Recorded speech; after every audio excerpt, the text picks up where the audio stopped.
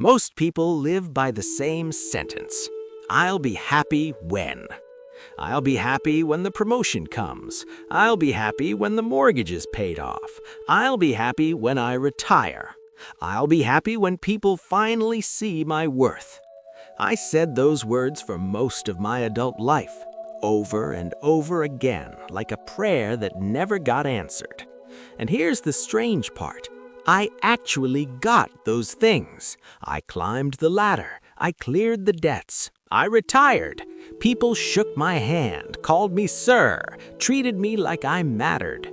At least, I think they did. At 77, you stop keeping score. It all blurs together anyway. But here's the truth. Nobody sits you down and explains. When you reach the thing, there's always another thing waiting behind it. Always. The finish line keeps moving. You think you're close. You think you're finally about to arrive, and then it shifts again, a little further out. And suddenly you realize you've been running your whole life toward a destination that doesn't exist. Let me tell you something about myself that I'm not proud of. I grew up poor. Not starving, but poor enough that you could feel it in the air of the house. Poor enough that you knew other kids had things you didn't. Poor enough that dignity sometimes felt like a luxury. My father worked in a factory his whole life.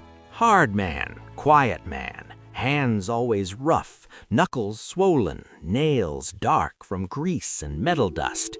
He'd come home exhausted, shoulders bent like the world had been sitting on them all day, and still, people treated him like he was invisible, like he didn't count, like his work didn't matter.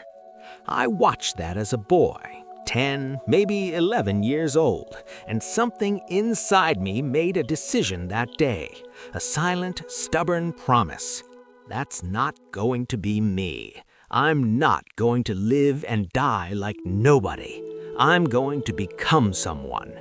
I'm going to make people respect me. So I worked. God, I worked. 60 hours a week sometimes, 70 when things got bad. Late nights, early mornings, weekends that didn't feel like weekends. I missed my kids growing up, missed school plays, missed dinners, missed ball games, missed small moments that never come back once they're gone. But in my mind, it was worth it. I told myself I was building something. I told myself I was becoming somebody. By the time I was 52, I had the corner office, vice president, big desk, my name on the door. People stood a little straighter when I walked by. They called me sir. And you know what I felt? Not pride, not joy, not relief. Just a hollow kind of silence inside my chest. Like I had climbed this massive mountain for years, only to reach the top and find out there was nothing there, just more mountains in the distance. I remember one afternoon sitting alone in that office, door closed, sunlight coming through the glass. And I thought to myself, so this is it. This is what I traded everything for. It took me another 20 years to understand why it felt that way. 20 years. I've always been a slow learner when it comes to the heart. Here's what I finally understood. I wasn't chasing money. Not really. I wasn't chasing titles, and I wasn't even chasing respect. What I was really running after was a feeling. I wanted to feel like I mattered, like I belonged here, like I was worth something. I wanted to feel enough. And I believed that if I climbed high enough, earned enough, proved enough, that feeling would finally show up. But it never did. Because you can't pull that feeling out of a job title. You can't withdraw it from a paycheck. You can't borrow it from someone else's approval. That sense of being enough, that quiet, steady feeling of worth, I could have given that to myself the whole time. I didn't need permission. I didn't need applause. I didn't need to earn it like a badge. All I had to do was decide. Decide that I mattered. Decide that I was worthy of being here. Decide that I was enough, exactly as I was. I could have made that decision at 25. I made it at 73. That's almost 5 decades spent trying to earn something that was already mine. And the same pattern showed up in my marriage. Different situation, same mistake. I believed that if I provided enough, if I gave my wife the right house, the safer neighborhood, the reliable cars, the comfortable life, then everything between us would naturally fall into place. That was my role, right? A man provides, a man works, a man carries the weight.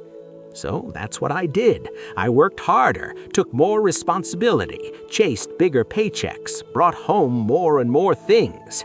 On paper, it looked like a good marriage. Bills paid, fridge full, nice curtains, decent vacations when we could manage them.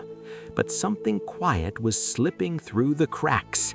And I didn't see it because I was always tired, always distracted, always thinking about the next deadline, the next deal, the next step. When I was around 48, we almost split up. And it wasn't because I failed as a provider. It was because I wasn't there. Even when I was sitting right beside her on the couch, I wasn't really there.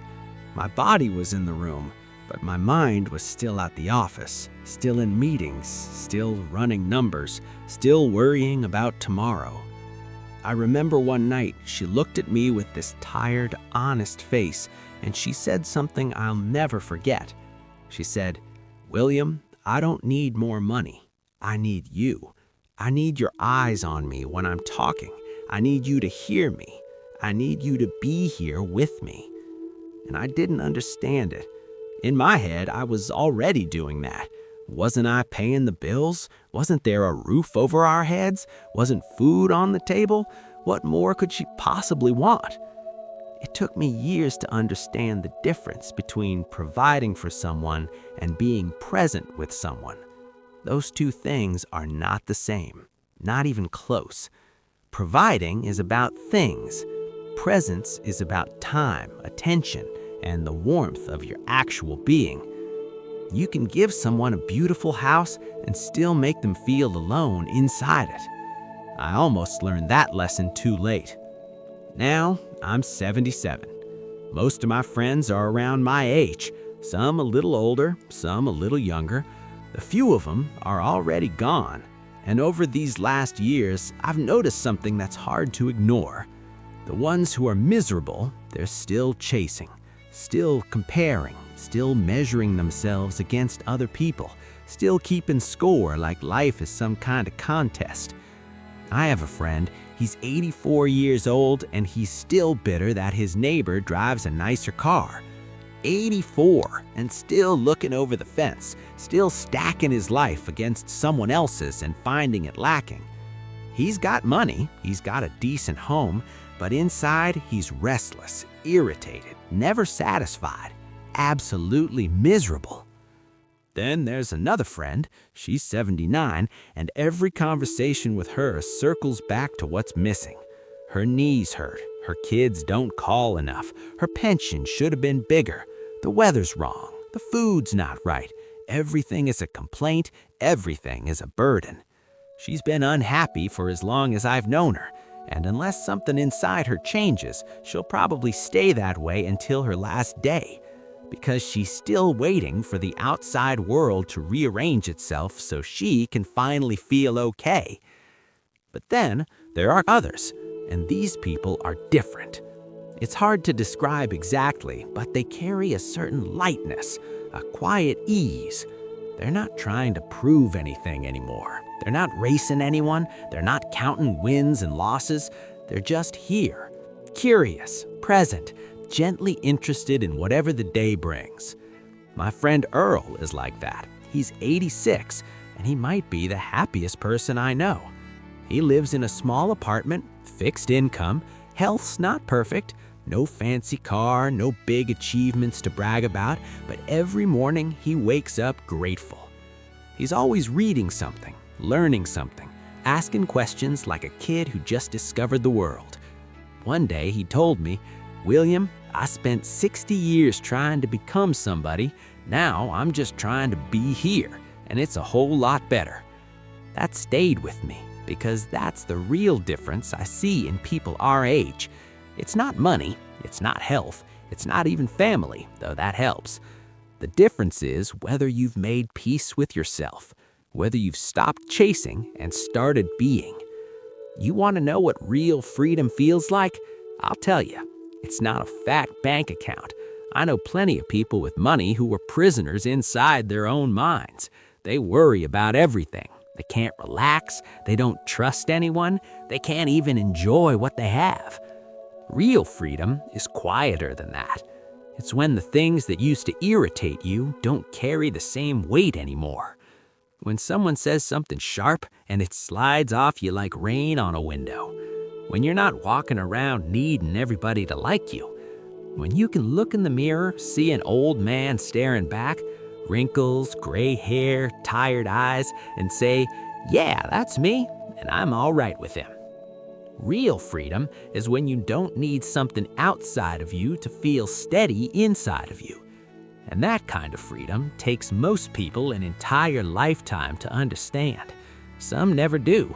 They die still chasing, still waiting, still convinced happiness is waiting around the next corner. But that corner just keeps moving. And that's the trap.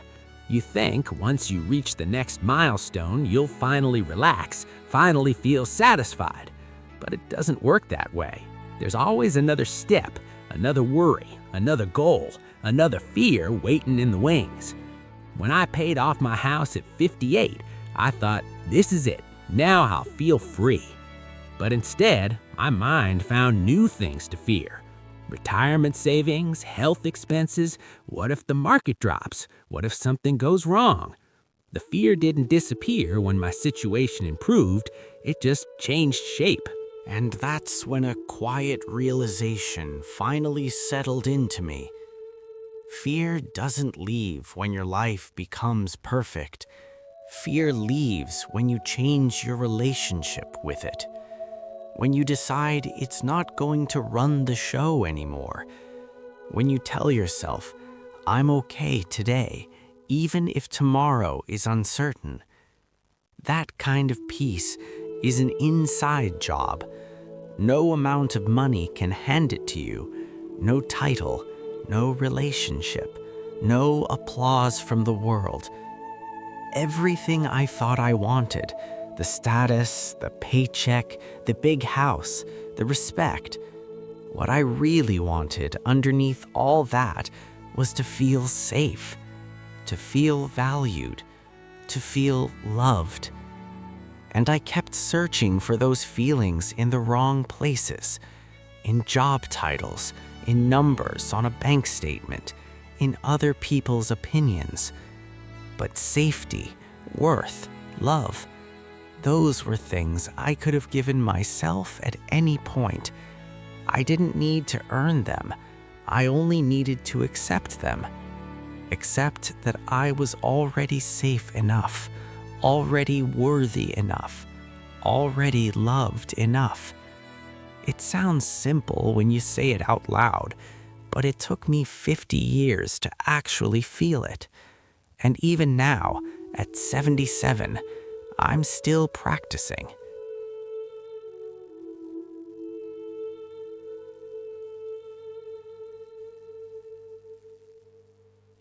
Young people think happiness is waiting at the finish line. I believed that too for most of my life. I thought once I reached the right number in my bank account, once I got the right title on my business card, once the house was paid off, the kids were grown, and the pressure finally eased, then I'd relax, then I'd feel complete. But there is no finish line. You solve one problem, another one shows up. You reach one goal, a new one appears in the distance. That's just the rhythm of life. It never stays still long enough for you to declare victory. So if you're waiting for everything to be perfect before you allow yourself to feel peace, you're going to wait a very long time. Because something is always a little off, something is always missing, something is always uncertain. For years, I heard people say the journey is the destination, and I used to roll my eyes at that. Sounded like something printed on a cheap poster in a dentist's office. But now, I understand it. This moment, right here, this ordinary, unremarkable, slightly messy day you're living through, this is your life. Not the day you get the promotion, not the day you meet the right person, not the day the debts are gone. Right now. And if you can't find a little peace on the way to where you're going, you won't magically find it when you arrive either. I promise you that. I've stood at those finish lines more than once, and the feeling you expect to be there usually isn't. So here's what I want you to take from an old man who's made more mistakes than he can count. Stop waiting. Stop telling yourself, "I'll be happy when." That sentence is a trap, a very polite, very socially acceptable trap.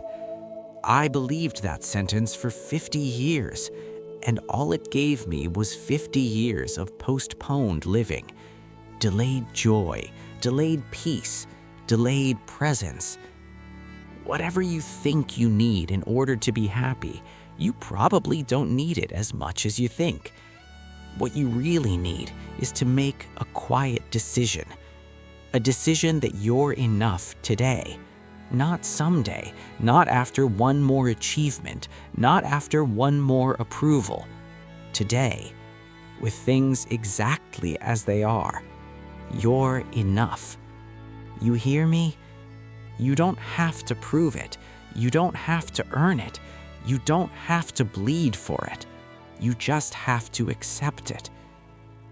I'm 77 years old now. I've made plenty of wrong turns, chased plenty of empty prizes, wasted more time than I like to admit. But there's one thing I'm finally sure about. Everything you're searching for out there is already sitting quietly inside you. The peace, the worth, the feeling of being enough. It's all there. You just have to stop running long enough to notice it. If something in this old man's words reached you, pass it along to someone who's wearing themselves thin, chasing a life that keeps moving just out of reach. And tell me something. What's your "I'll be happy when"? What are you waiting for? And what would happen if you decided right now that you were already enough? If you'd like more of these slow, honest conversations, stick around. It took me more than 50 years to understand what I just told you in a few minutes. Maybe it doesn't have to take you that long.